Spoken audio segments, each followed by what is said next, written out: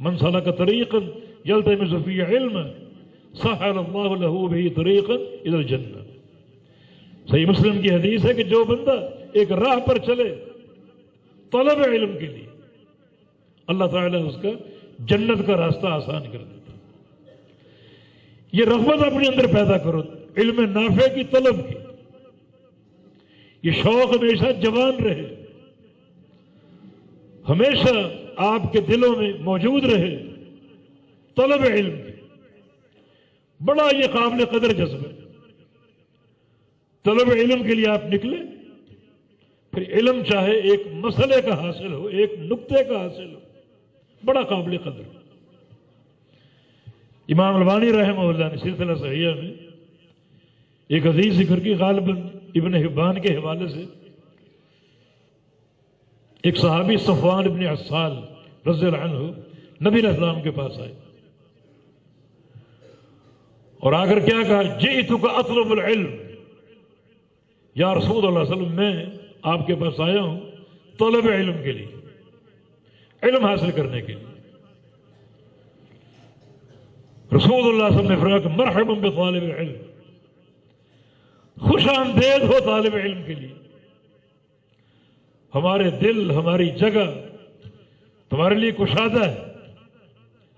آپ نے اس کا استقبال کیا، محبت کا اظہار کیا۔ مرحبا بطالب العلم، جو بھی علم کا طالب ہے اس کے لیے مرحبا۔ اور آگے کیا فرمایا کہ ان طالب العلم لتحفہ الملائکہ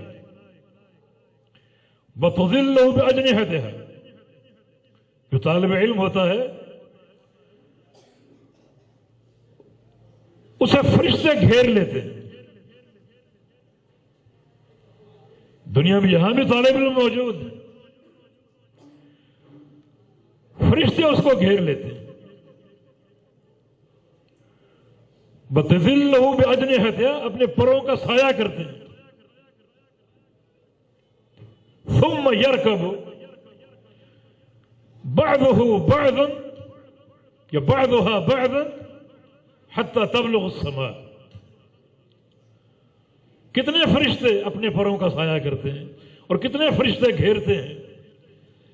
فرمایا کہ فرشتے ایک دوسرے پر سوار ہوتے ہوتے ہوتے ہوتے زمین سے آسمان تک پہنچ جاتے ہیں، ایک اس بندے کی خاطر، اس نوجوان کی خاطر جو طالب علم ہے، جو طالب علم کے لیے طالب علم ہے۔ ایک تو وہ طالب علم ہے جو 7-8 سال کے لیے ایک مدرسے کی زینت بنتا ہے، روشن چراغ اس دنیا کا، 7-8 سال ایک مدرسے میں گزارتا ہے طالب علم کے لیے۔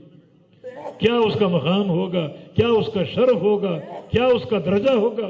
اور ایک طالب علم وہ ہے جیسے یہ صفوان ابن عسال، مرحبا،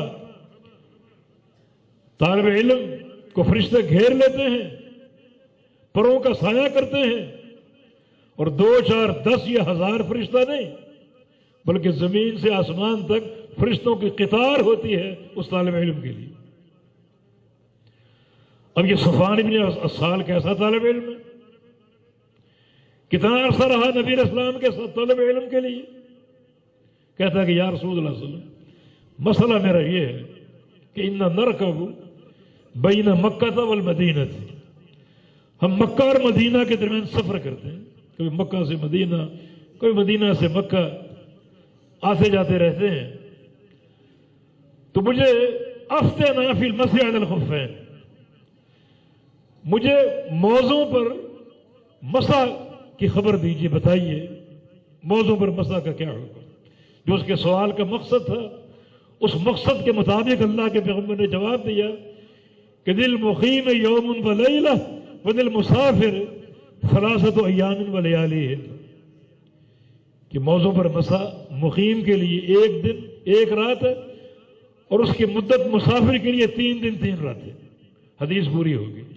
یہ وہ علم تھا جس کی طلب کے لیے وہ آیا تھا، اور اللہ کے پیارے پیغمبر نے کیا اس کا استقبال کیا اور کیا اس کی فضیلت بیان کی، کس طرح ملائکہ کے جلووں میں رہتا ہے اور کیسے اس کو ملائکہ کی مرافقت حاصل ہوتی ہے، تو وہ طلبہ جو مستقل اس عظیم منہج پر قائم ہے، اس راستے پر قائم ہے، اپنی زندگیاں وقف کر چکے طلب علم کے لیے، کیا ان کا مقام اور شان ہوگا، کیا ان کا درجہ ہوگا اور کیا ان کی رفعت ہوگی۔ علم نافع کا حصول، علم نافع کا حصول کیونکہ وہ ضروری ہے۔ العلم قبل القول والعمل، ہر قول و عمل سے پہلے علم ہے۔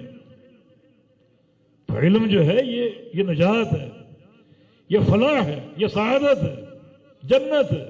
من سلک طریقا یلتمس فیہ علما سہل اللہ لہ بہ طریقا الی الجنہ، جو ایک راہ پر چلے طلب علم مقصود ہو، اللہ تعالیٰ اس کا جنت کا راستہ آسان کر دیتا ہے۔